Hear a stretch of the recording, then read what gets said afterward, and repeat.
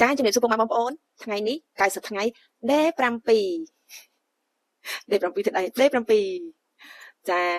ចឹងបងប្អូនចាយ៉ាងម៉េចហើយអូយមួយអាទិត្យកន្លងផុតទៅហើយតាមមានរយណាដែរអូខេចឹងថ្ងៃនេះយើងបន្តទៀតជាមួយនឹងថ្ងៃទី7តើយើងគួរធ្វើអីទៀតចាថ្ងៃទី7យើងនៅតែបន្តលាងខ្លួនឯងឲ្យស្អាតទៀតចាអញ្ចឹងការលាងខ្លួនឯងមិនមែនត្រឹមតែយើងបញ្ចូលនៅព័ត៌មានល្អៗខ្លួនឯងទេក៏យើងត្រូវតែកែប្រែទម្លាប់មិនល្អរបស់យើងផងដែរដូចជាការដែលយើងរអ៊ូរទាំច្រើននិយាយពាក្យមិនល្អជាច្រើនហើយនៅមានចំណុចជាច្រើនទៀតដែលយើងត្រូវដឹងបន្ថែមទៀតចាអញ្ចឹងក្នុងថ្ងៃនេះគឺនេះខ្ញុំនឹងមកប្រាប់បន្ថែមទៀតថាតើយើងត្រូវតែកែអ្វីទៀតកាត់អ្វីទៀតត្រូវកាត់ចោលពីជីវិតរបស់យើងហ្មងណាលេងនឹកនាដល់វាហើយលេងធ្វើវាលេងអនុវត្តវាតទៅទៀតចាអញ្ចឹងបន្ទាប់ពីយើងកាត់រអ៊ូចោលហើយយើងមកកាត់ការច្រណែនចាច្រណែនមិនពេញចិត្តនឹងគេច្នៃគេខឹងគេចង់ឈ្នះនេះគេចង់យកឈ្នះគេប្រៀបធៀបខ្លួនឯងជាមួយនឹងគេអញ្ចឹងចំណុចទាំងអស់ហ្នឹងក៏យើងត្រូវតែកាត់ចោលដែរណាបងប្អូនណាពីព្រោះថាចំណុចទាំងអស់ហ្នឹងគឺជាចំណុចអវិជ្ជមានខ្លាំងមែនទែនដោយវានឹងធ្វើឲ្យយើងធ្លាក់ដោយមិនដឹងខ្លួនចាចំណុចទាំងអស់នេះគេហៅថាវាគឺជាអន្លង់គេហៅថាអន្លង់បង្កប់ចាអន្លង់បង្កប់ហ្នឹងមានន័យថាយើងមើលទៅអត់ឃើញថាវាជាអន្លង់ទេតែវាគឺជាអន្លង់ចាឧទាហរណ៍ថាវាគឺជាអន្លង់ឬមួយក៏ដងទឹកមួយដែលគេបិទចិត្តបិទក្របចិត្តតែក្របហ្នឹងអត់រឹងមាំទេណាមានន័យថាបើសិនជាយើងដើរជន់ប្រឡោះហ្នឹងគឺយើងនឹងធ្លាក់វារឹងមាំឯងព្រោះគេអត់មានចាក់ជាស៊ីម៉ង់ឬក៏ដាក់ឈើក្រាក់អីគេគ្រាន់តែក្រាលស្មៅពីលើឬក៏គ្រាន់តែបាំងស្លឹកឈើពីលើអន្លង់មួយហ្នឹងអញ្ចឹងបើសិនជាយើងដើរទៅចូលទៅកាត់ទៅជន់នៅក្នុងជន់ប៉ះចំអន្លង់ហ្នឹងគឺយើងនឹងធ្លាក់ចាអាហ្នឹងគេហៅថាអន្លង់បង្កប់ដូចជាការដែលយើងខឹងគេស្អប់គេចំណែនគេប្រៀបធៀបគេហើយចង់ឈ្នះនេះគេអាហ្នឹងហើយគេហៅថាអន្លង់បង្កប់គឺយើងគិតថាដូចជាមិនអីដូចធម្មតាយើងមិននឹកស្មានថាវាគឺអន្លង់បែបហ្នឹងណាចាប៉ុន្តែវាពិតជាអន្លង់ដ៏ជ្រៅមួយបើសិនជាយើងមិនចាប់អារម្មណ៍ខ្លួនឯងតាន់ទេយើងមិនដឹងខ្លួនយើងមិនភ្ញាក់ខ្លួនទេយើងនឹងធ្លាក់ដោយមិនដឹងខ្លួនហើយធ្លាក់ជារៀងរហូតហើយងើបអត់រួចទៀតចាខ្លាំងណាស់បងប្អូនងើបអត់រួចពីព្រោះវាមិនងាយនឹកឃើញថាខ្លួនឯងខុសត្រង់ហ្នឹងមនុស្សភាគច្រើនគឺអត់ដឹងថាខ្លួនឯងខុសត្រង់ហ្នឹងឯងគេថាដូចមិនមែនទេមិនដឹងថាធ្លាក់ដោយសារអីសុកហេតុអីលក់លេងដាច់ធ្លាប់តែមានប្រយោជន៍ច្រើនហេតុអីក៏លេងមានប្រយោជន៍និយាយរួមគ្រប់យ៉ាងវាអត់រលូនណាតាដឹងតែខ្លួនឯងធ្វើខុសអីចាការពិតគឺចំណុចទាំងអស់ហ្នឹងហើយដែលធ្វើយើងធ្លាក់ដោយមិនដឹងខ្លួនហើយបើសិនជាយើងមិនព្យាយាមនឹងយល់ពីវាទេយើងនឹងមិនងើបរួចឡើយចាយើងនឹងធ្លាក់នៅនឹងងើបអត់រួចទេអូខេអញ្ចឹងឥឡូវនេះគឺអ្នកនរគ្នាត្រូវតែមកយល់ច្បាស់ថាត្រូវតែកាត់ចំណុចទាំងអស់ហ្នឹងចោលណាចាអញ្ចឹងមានដូចជាការដែលយើងខឹងគេស្អប់គេសុកស្អប់គេមនុស្សយើងការស្អប់មានពីរប្រភេទទី1គេធ្វើឲ្យយើងស្អប់ទី2គេមិនបានធ្វើអីតែយើងស្អប់គេចាអាហ្នឹងសិតតែខុសទាំងអស់ហើយបើសិនជាគេធ្វើឲ្យយើងស្អប់អាហ្នឹងវាជារឿងមួយណាចាអាហ្នឹងដោយសារតែគេធ្វើឲ្យយើងស្អប់តែយើងក៏កុំស្អប់កុំខឹងគេដល់ថ្នាក់ដុតរលខ្លួនឯងចាបើគ្រាន់តែស្អប់គេក៏យើងយកវិធីមិនឃើញគេមិនឮពីគេមិនស្ដាប់ពីរឿងគេហើយមិនខ្វល់ជាមួយគេទៅអាហ្នឹងក៏យើងអាចយករកខ្លួនបានដែរចាយើងកុំទៅព្យាយាមស្អប់គេអីព្រោះការស្អប់គេប្រៀបដូចជាយើងដុតខ្លួនឯងចឹងចាហើយមួយទៀតសុកស្អប់គេយ៉ាងដែលគេមិនបានដឹងអីសោះហើយគេក៏មិនបានធ្វើអីដាក់យើងដែរយើងសុកស្អប់អត់ចូលចិត្តគេចាអាហ្នឹងក៏យើងត្រូវតែចេះគ្រប់គ្រងអារម្មណ៍ខ្លួនឯង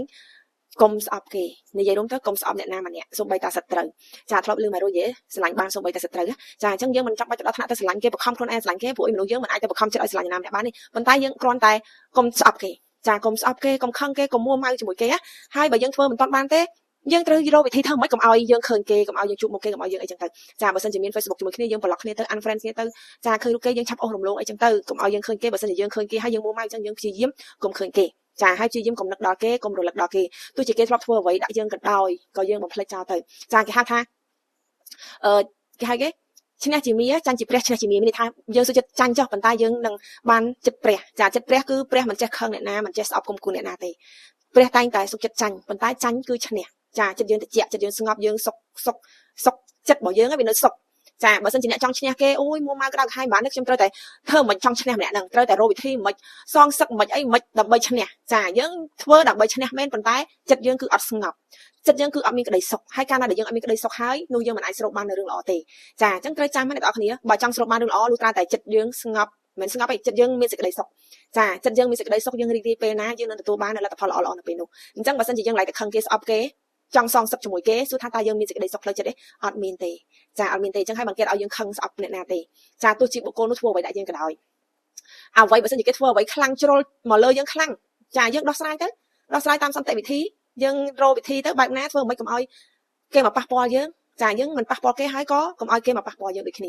ាចាហើយយើងសំខាន់យើងបំភ្លេចចោលនិងរក្សាចិត្តយើងឲ្យនៅស្ងប់ចាអញ្ចឹងយើងកាត់ចោលការខឹងគេស្អប់គេណាចាខឹងបើសិនជាពេលខ្លះគេថាខឹង mà trao để thay dương tục mình ban tên mình đang thôi nhưng khăng khăng nè cha ok khăng cho chật dương chia mình nụ mình ai tha được đông thô mình khăng tê con tái dương tới tại chắp đồng ngọt vía chắp bần lột phlớn cha chắp bần lột phlớn còn hăng được không chật bỏ dương khăng mà trao dương đọt ra dương bằng chân còn hăng ấy cả mà trao nâng háiก็โอเคปันใต้กำหังก็กำเอากำหังดึกมั้งจากำเอาไปยังคลั่งยังกระทัวไว้มวยอันนั้นวิไอยังคอชโกงจังยังไตรเจตบอารมณ์รวมวับอารมณ์กำหังจ่าเพลิงกำหังมวยชาวนั่นคืออาช่วยเยอะวิธีการจังยังไตรแต่เรียนตบกำหังจ่าจังอันนั้นวิโจตะขนงกาสมาธิที่ยังไตรแต่เรียนสมาธิดับใบตบอารมณ์บ่ยังกำเอาเชลชาวกำเอาคลั่งไอ้คลั่งไปจ่ายังไอไปทอยกำหังบ่ยังบานเพลียมนั่งไงจังยังพี่ยังไปทอยกำหังบ่ยังtớiให้บาสันเจียยังจังใหญ่จังดอกสไลหนึ่งปัญหานั้นngồi chạmนั้นโอเคยังทัวtới tái bàiติดbài trong tay vị thấy có hai bông pleiจ่าบงเพลงนึงจ่าบ้านชาติแต่ละกรมโยกรมนมมาดักลงจัดกรมโยการสอบในนามมาดักลงจัดโปรวีคือจิเพลิงดัดดดโรลเนยจัดรบยืงจ่าโอเคจังกรมคังเก๋กรมสอบเก๋ให้กรมจรนายเก๋การจรนายการจังปีการเปรียบเทียบจ่าจังยังชี้ยิ้มกรมเปรียบเทียบเอาไว้แต่อ๋อchỉ bị xét เปรียบเทียบខ្លួនឯងជាមួយនឹងគេបើសិនជាយើងទៅប្រៀបធៀបជាមួយនឹងគេវាមិនដែលមានភាពស្មើគ្នាវាមានតែលំអៀងវាមានតែល្អជាងអាក្រក់ជាងអន់ជាងបកាយជាងចាការប្រៀបធៀបគឺវាមានតែជាងចាវាកម្រថាដូចគ្នាណាអញ្ចឹងយើងកុំប្រៀបធៀបអីមិនថាយើងល្អជាងគេក៏ដោយមិនថាយើងអន់ជាងគេក៏ដោយការប្រៀបធៀបគឺអត់ល្អទេឧទាហរណ៍ថាយើងកំពុងតែលក់ដាច់សុកយើងប្រៀបធៀបអូខ្ញុំលក់ដាច់ជាម្នាក់ហ្នឹងអូម្នាក់ហ្នឹងចូលលក់មុនខ្ញុំឯងប៉ុន្តែលក់អន់ជាងខ្ញុំលក់បកាយជាងខ្ញុំលក់ដាច់ជាងចាការប្រៀបធៀបបែបនេះនឹងធ្វើឲ្យយើងធ្លាក់ដូចគ្នាចាអានឹងសិតតែជាលូបកបបងប្អូនធ្លាក់ដោយមិនដឹងខ្លួនណាសុកបាច់ឆ្ងល់អូហេតុអីខ្ញុំលក់លេខដាច់ហេតុអីក៏ការលក់ខ្ញុំធ្លាក់ចុះហេតុអីក៏លុយខ្ញុំបាត់ចាដោយសារតែយើងប្រៀបធៀបមិនថាយើងប្រៀបធៀបហើយយើងខ្លាំងជាងគេក៏ដោយយើងប្រៀបធៀបហើយយើងអន់ជាងគេក៏ដោយឲ្យតែប្រៀបធៀបគឺធ្លាក់ទាំងអស់ចានៅពេលដែលយើងប្រៀបធៀបយើងល្អជាងគេយើងនឹងមានអំណួតយើងនឹងខ្លាចទៅជាបុគ្គលដែលមានអួតខ្ញុំល្អជាងគេខ្ញុំអស្ចារ្យជាងគេខ្ញុំស្អាតជាងគេខ្ញុំបកាយជាងគេខ្ញុំមានជាងគេចាកាលណាដែលយើងប្រៀបធៀបឃើញយើងខ្លាំងជាងគេហើយគឺយើងនឹងមានអំណួតកាលណាដែលយើងមានអំណួតយើងនឹងភ្លេចខ្លួនមនុស្សយើងមានអំណួតយើងនឹងភ្លេចខ្លួនហើយយើងនឹងគេហៅថាកើតទៅជាមនុស្សលោភលន់មានអំណួតភ្លេចខ្លួនភ្លេចអនុវត្តចាអូខ្ញុំបកាយជាងគេហើយអញ្ចឹងខ្ញុំបាច់ខំតិចក៏បានដែរចាខ្ញុំបាច់ខំតិចក៏ខ្ញុំលក់ដាច់ដែរទោះខ្ញុំមិនប្រឹងជាងនឹងទៀតក៏ខ្ញុំនៅតែល្អជាងគេខ្ញុំនៅតែបកាយជាងគេដែរអញ្ចឹងកាលណាដែលយើងគិតបែបហ្នឹងហើយគឺយើងនឹងបធូរដៃយើងលេងសូវអនុវត្តយើងលេងសូវធ្វើយើងលេងសូវខំចាកាលណាដែលយើងបធូរដៃគ្រប់យ៉ាងហើយលេងខំលេងធ្វើលេងអនុវត្តអីអស់ហើយគ្រប់យ៉ាងវាអត់នៅដដែលទេវានឹងធ្លាក់ដូចគ្នាចាមិនថាការលក់មិនថាការធ្វើការងារមិនថាការរៀនសូត្រទេចាកាលណាដែលយើងមានអំណួតលើខ្លួនឯងហើយយើងភ្លេចខ្លួនតាមមួយផ្លេតគេនឹងវាយើងហើយចាការរៀនសូត្រក៏ដូចគ្នាដែរណាអូខ្ញុំបកាយជាងគេខ្ញុំបានលេខ1រហូតម្នាក់នឹងរៀនអត់នេះខ្សោយមិនបកាយដូចខ្ញុំទេចាកាលណាដែលយើងមានអំណួតភ្លាមយើងនឹងអត់សូវខំរៀនទេដើរលេងទីសិនណាអូមិនបាច់មើលមេរៀនមើលទៅទូទីសិនណាព្រោះយ៉ាងណាក៏ខ្ញុំបានបន្ទុកលើគេហើយយ៉ាងណាក៏ខ្ញុំបកាយជាងគេហើយចាអញ្ចឹងយើងនឹងភ្លេចខ្លួនហើយយើងភ្លេចខ្លួនតែមួយផ្លេតហ្នឹងអ្នកដែលគេអន់ជាងគេនឹងខំប្រឹងរត់តែខ្លាំងចាអញ្ចឹងនៅពេលដែលគេប្រឹងយើងអត់ប្រឹងយើងនឹងចាញ់គេវិញហើយចាហ្នឹងវាអញ្ចឹងណាអញ្ចឹងយើងកុំប្រៀបធៀបអីយើងខំប្រឹងទៅអ្វីដែលយើងធ្វើមកល្អហើយយើងប្រឹងបន្ថែមទៀតយើងនៅតែបន្តអនុវត្តបន្តធ្វើបន្តខំតទៅមុខទៀតទៅជីវិតយើងវាឡើងរហូតចេះវាអត់ចេះចុះតែយើងភ្លេចខ្លួនតែផ្លេចគឺនឹងចុះហើយចាអញ្ចឹងកុំប្រៀបធៀបឲ្យសោះណាស្អីក៏ដោយអ្នកនរគ្នាសូម្បីតែ view Facebook view page ក៏ដោយលោកមុនខ្ញុំធ្លាប់មាន view ច្រើនណាវីដេអូខ្ញុំគាត់ដាក់ចេញទៅ view រាប់ 100k បងប្អូនកាលណាដែលយើងមានរាប់ 100k ហើយបន្ទាប់មកមានអ្នកគេចេញចែកម្លេចដែរតែ view គេតិចយើងចាប់តាមតែមើលគេ view គេតិច view ខ្ញុំច្រើនអីចឹងណាធ្លាក់អ្នកនរគ្នាសូម្បីតែខ្ញុំមកខ្លួនឯងបបពិសោធន៍ផ្ទាល់ក៏ធ្លាប់ជួបដែរមនុស្សយើងណោតែងតែត្រួតមើលគេតិចគេបាន view ម៉ែណោអូ 1k 2k 3k អូខ្ញុំ 30k 50k view យើងច្រើនជាងគេសុបាយចិត្តដែរពេលហ្នឹងយើងប្រៀបធៀបហើយគឺយើងសុបាយចិត្តយើងគិតថា view យើងបានច្រើនជាងគេប៉ុន្តែមករយៈក្រោយមកគឺធ្លាក់បាត់ view អស់លីងទាំងដែលវីដេអូយើងនៅតែល្អដដែលហេតុអីក៏បាត់ view អានេះហើយបងប្អូនគឺវាធ្លាក់ដោយសារតែយើងប្រៀបធៀបគេហៅថាបើមិនជឿកុំប្រមាថណាអ្នកនរគ្នាវាជាការពិតចាបើមិនជឿកុំប្រមាថវាជាការពិតមែនមិនដឹងថាហេតុអីសុកបានជាเพจយើងលេងរិចเพจយើងគេលេងមើលឃើញ view ធ្លាក់ទេគ្រប់យ៉ាងយើងធ្វើដូចដើមប៉ុន្តែហេតុអីក៏ view ធ្លាក់ហេតុអីក៏เพจយើងលេងរិចគឺវាមកពីកាយប្រៀបធៀបនឹងឯងចាយើងមិនដឹងចលនាយើងមិនដឹងនៃការធ្វើការរបស់ចក្រវាឡមិនទេប៉ុន្តែគឺវាពិតប្រាកដមែនអ្នកនរគ្នាវាពិតជាធ្លាក់ពិតប្រាកដមែនអញ្ចឹងហើយបានចំណុចនេះគឺខ្ញុំខ្លាចណាស់ហើយខ្ញុំក៏ប្រុងប្រយ័ត្នខ្លាំងណាស់ដែរគឺមិនទៅប្រៀបធៀបជាមួយអ្នកណាទេតាំងពីជួបបទពិសោធន៍មកចាគឺលេងតែប្រៀបធៀបជាមួយអ្នកណាហើយធ្វើតែខ្លួនឯងប្រឹងតែខ្លួនឯងនៅតែក្នុងលូខ្លួនឯងទៅកុំតែមើលគេកុំតែអឺតគេកុំតែធៀបមួយគេគឺមិនអាចប្រៀបធៀបបានឡើយចាអ្វីក៏ដោយចាជីវិតប្រចាំថ្ងៃរស់នៅក៏ដោយដែរកុំប្រៀបធៀបអូកូនខ្ញុំល្អជាងគេកូនគេមិនកើតកូនគេអន់អីកុំអីសោះចាយើងមើលមិនឃើញទៅថ្ងៃខាងមុខថាវានឹងមានអ្វីប្រែប្រួលទេតែយល់ល្អកុំប្រៀបធៀបអីជីវិតគ្រួសារប្តីប្រពន្ធក៏ដោយដែរកុំប្រៀបធៀបអូយអាប្រៀបធៀបឲ្យសក់ចំអកគេទៀតណាពេលខ្លះប្រៀបធៀបឲ្យសក់ចំអកគេទៀតឃើញខ្លួនឯងនៅល្អគេគឺគ្រួសាររំកាំកុសមានបញ្ហាយើងទៅមើលគេប្រៀបធៀបឲ្យសក់ចំអកគេទៀតអាហ្នឹងគឺបាបកម្មខ្លាំងណាស់អ្នកនរគ្នាវានឹងធ្លាក់ក្នុងចំគ្រួសាររបស់យើងអញ្ចឹងព្យាយាមគ្រប់យ៉ាងនៅក្នុងជីវិតនេះមិនថាការរស់នៅមិនថាការរស់ស៊ីការងារការសិក្សាសម្រស់សុខភាព សុភមង្គលនិយាយរួមអ្វីក៏ដោយគ្រប់យ៉ាងទាំងអស់កុំប្រៀបធៀបនឹងគេឲ្យសោះចាកុំប្រៀបធៀបជាមួយគេឲ្យសោះមិនថាគេល្អជាងឬអំជាងយើងក៏ដោយក៏កុំប្រៀបធៀបឲ្យសោះចាបើសិនជាឃើញគេល្អជាងយើងគ្រាន់តែអបអរគេទៅចាអបអរគេទៅហើយបើសិនជាគេអន់ជាងយើងបើសិនចៃដន្យឃើញក៏យើងលក្ខណៈថាឃើញហើយធ្វើដូចមិនឃើញទេអ្នកនរគ្នាចាឃើញហើយក៏ធ្វើដូចមិនឃើញកុំយកមកគិតមនុស្សយើងកាលណាទៅដកអារម្មណ៍យកមកគិតហើយគឺនឹងមានការប្រៀបធៀបអីចឹងកុំផ្ដោតអារម្មណ៍ឃើញហើយក៏ឃើញទៅចាអូសរំលងចាទៅហើយបើគេមានបានជាងយើងយើងក៏អបអរគេបន្តិចទៅចាអាហ្នឹងគឺជាការល្អហើយមួយទៀតយើងសុខចិត្តយកពេលវេលាហ្នឹងមកប្រៀបធៀបយើងនឹងយើងខ្លួនឯងពីឆ្នាំនេះនិងឆ្នាំមុនតើមានអ្វីរីកចម្រើនឬអត់យើងបានធ្វើអ្វីច្រើនជាងមុនឬអត់យើងបានធ្វើអ្វីដែលអភិវឌ្ឍខ្លួនឬអត់អាហ្នឹងគឺវាភាសាជាងណាប្រៀបធៀបខ្លួនឯងជាមួយខ្លួនឯងភាសាជាងកុំទៅប្រៀបធៀបខ្លួនឯងជាមួយនឹងអ្នកដទៃចាអូខេអញ្ចឹងចំណុចទី3គឺយើងហាមឈ្នានីសគេខឹងគេវាប្រៀបធៀបហើយចំណែនគេហើយចង់ទៅឈ្នានីសគេចាកុំឲ្យសោះហើយចង់យកឈ្នះគេក៏កុំដែរកុំចង់យកឈ្នះអ្នកណាខ្ញុំត្រូវតែខ្លាំងជាងអ្នកនឹងខ្ញុំត្រូវតែបកកាជាងអ្នកនឹងហើយយើងរកគ្រប់វិធីសាស្ត្រធ្វើឲ្យឈ្នះគេអាហ្នឹងក៏អត់បានដែរចាហើយយើងទៅឈ្នានីសធ្វើអាក្រក់ដាក់គេអាហ្នឹងក៏វាជាបាបកម្មមួយដែរហើយក៏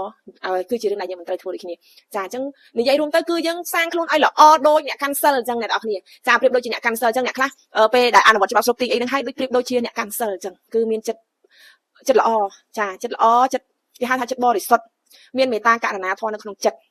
ចាមានមេត្តាករុណានៅក្នុងចិត្តហើយអ្នកខ្លះសឹងនឹងកាន់សិល5ទៀតអ្នកនរគ្នាចាគឺបែបហ្នឹងមែនអ្នកដែលគេតមបានធ្វើបានគឺជីវិតគេប្រសើរឡើងជាលំដាប់អញ្ចឹងក៏យើងត្រូវតែធ្វើណាធ្វើឲ្យបានចាកុំឈ្នានេះគេនិយាយរួមទៅសិល5គឺត្រូវហ្មងកុំឈ្នានេះគេកុំបៀតបៀនគេកុំលួចឆក់ប្លន់គេកុំកេងប្រវាញ់គេកុំកុហកបោកប្រាស់គេចាហើយក៏នឹងនៅក្នុងសិល5មានគេទៀតមានកុំលួចប្តីប្រពន្ធគេអាហ្នឹងជារឿងផិតក្បត់ហើយនឹងកុំផឹកសូរ៉ាមេរយៈចាតែរឿងសូរ៉ាមេរយៈហ្នឹងមិនថាឲ្យដាច់ពិតទេបើយើងដាច់ពិតក៏ល្អចំពោះសុខភាពយើងចាបើមិនដាច់ពិតទេក៏យើងញ៉ាំតែនៅពេលដែលមានកម្មវិធីតិចតួចជុំបងប្អូនគ្រួសារការងារតិចតួចមកសុបាយគឺវាអត់ជាបញ្ហាទេកុំឲ្យតែយើងញ៉ាំដល់ជ្រុលចាដល់យើងគ្រប់គ្រងអារម្មណ៍ខ្លួនឯងបានអាហ្នឹងវាខុសចាតែបើយើងញ៉ាំតិចតួចដើម្បីជាការកំសាន្តវាមិនជាខុសទេចាអញ្ចឹងមិនថាសិល5បើយើងកាន់បានក៏បានបើកាន់បានទេកាន់សិល4កាន់សិល4ដូចខ្ញុំរាល់ថ្ងៃអញ្ចឹងខ្ញុំរាល់ថ្ងៃដូចសិល4អញ្ចឹងចាអត់តែរឿងសូរ៉ាមួយទេសូរ៉ាគឺខ្ញុំនៅញ៉ាំតិចតួចនៅពេលដែលជួបជុំមិត្តភក្តិបងប្អូនក្រុមគ្រួសារចាតែយើងញ៉ាំលក្ខណៈសុបាយតិចតួចតែប៉ុណ្ណោះចាតែក្រៅពីនឹងសិល4នេះគឺកាន់ភ្ជាប់តែម្ដងហើយខ្ញុំនៅញ៉ាំបួសថ្ងៃសិលទៀតចារៀងរាល់ថ្ងៃសិលគឺខ្ញុំញ៉ាំបួសហ្មងចាញ៉ាំបួសមួយថ្ងៃវល់ល្ងាចហ្នឹងហើយរៀងរាល់ថ្ងៃសិលចានេះគឺជាការតាំងចិត្តរបស់យើងធ្វើដោយខ្លួនឯងទេមិនមានអ្នកណាបង្ខំទេតែបើយើងធ្វើបានក៏ល្អដែរចាហ្នឹងហើយអញ្ចឹងយើងលាងខ្លួនឯងឲ្យស្អាតណាត្រង់ចំណុចនេះគឺយើងលាងខ្លួនឯងឲ្យស្អាតកុំឲ្យមានគេហៅថាអវិជ្ជមានអ្វីមួយរឿងអាក្រក់អីមួយនៅក្នុងខ្លួនរបស់យើងចាយើងលាងខ្លួនឯងស្អាតពេលណាគឺល្អកាលហ្នឹងហើយត្រង់ចំណុចនេះឯងក៏គេហៅថាជាបេះដូងសស្អាតដែរចាបេះដូងសស្អាតគឺមានន័យថាយើងមិនមានអ្វីដែលវាដិតដាមនៅក្នុងបេះដូងរបស់យើងហ្មងប្រៀបដូចជាกระดาษសហ្មងណាចាมันមានការខឹងมันមានការច្រណែនมันមានការប្រៀបធៀបมันមានការស្អប់มันមានការឈ្នានីសអ្នកណាអ្វីទាំងអស់ចាបេះដូងគឺភីងហ្មងណាអ្នកនរគ្ន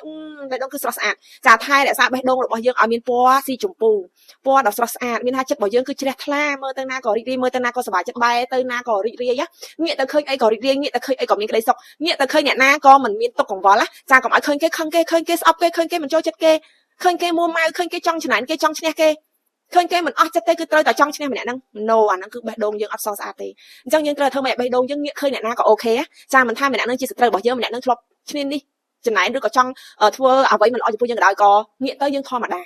ាមិនដល់ថ្នាក់យើងងាកទៅស្រឡាញ់គេក៏យើងងាកទៅធម្មតាចាហើយងាកទៅអ្នកផ្សេងទៀតគឺយើងរីករាយនឹងស្វាគមន៍នឹងសោចញញឹមដាក់គេគ្រប់គ្នាមិនមានចិត្តចង់ឈ្នះចង់ចាញ់អ្នកណាអ្វីទាំងអស់អានេះបានគេហៅថាជាបេះដូងសស្អាតចឹងអ្នកនរគ្នាត្រូវតែធ្វើចំណុចហ្នឹងឲ្យបានទើបយើងខ្លាយទៅជាបុគ្គលម្នាក់ដែលអាចស្រូបទាញរឿងល្អគ្រប់យ៉ាងចូលមកក្នុងជីវិត